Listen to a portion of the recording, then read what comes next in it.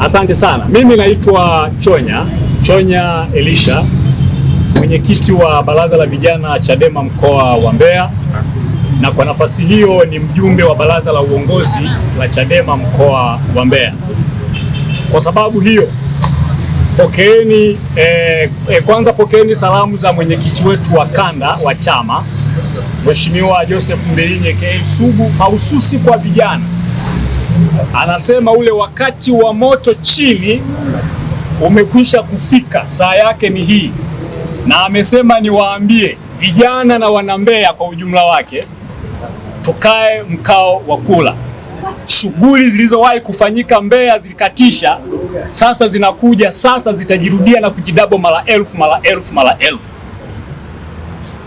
Lakini pia pokeeni salamu za mwenyekiti wetu wa Chadema mkoa wa Mbeya, Mheshimiwa Masaga Pius Kaloli. Nilivyomwambia nitafika hapa, akasema uwe na neno moja tu kwa niaba yangu.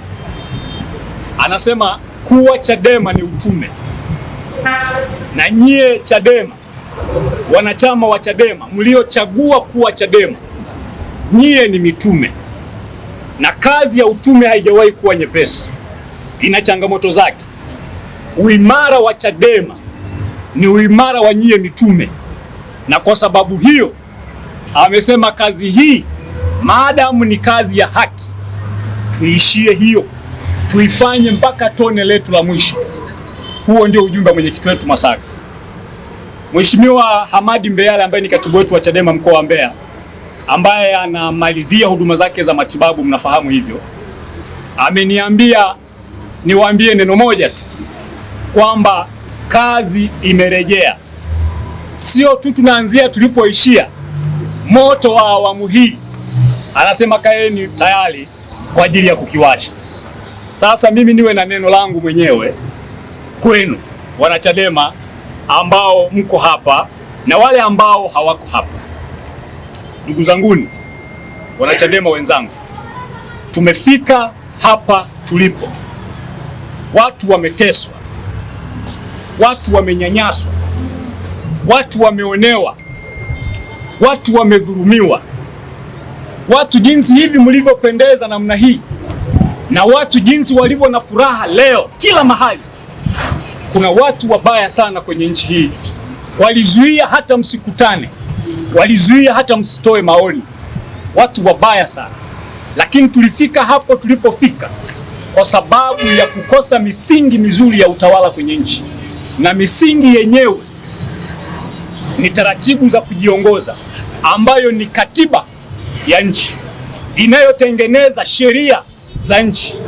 Matakataka na madudu yote yanayoendelea ni kwa sababu ya sheria hizo tulizonazo, ni kwa sababu ya katiba hiyo tulionayo, kwa sababu Chadema tayari tulikwisha kuanza madai ya katiba mpya, na kwa sababu katiba mpya haijapatikana mpaka sasa, ule moto wa madai ya katiba mpya sasa unakwenda kuwashwa, na sisi baraza la vijana tutakuwa mstari wa mbele Mbeya na kanda ya Nyasa na nchi nzima kuhakikisha nchi yetu imepata misingi mipya ya kujitawala, tumepata katiba bora, katiba ya wananchi, ili tuwe na sheria nzuri, watu watendewe haki, watu wafurahi, nchi iwe na amani, watu wake wawe na umoja, wawe na mshikamano, na amani ya nchi ijengwe katika msingi wa haki, na ijengwe katika utawala bora na utawala wa sheria.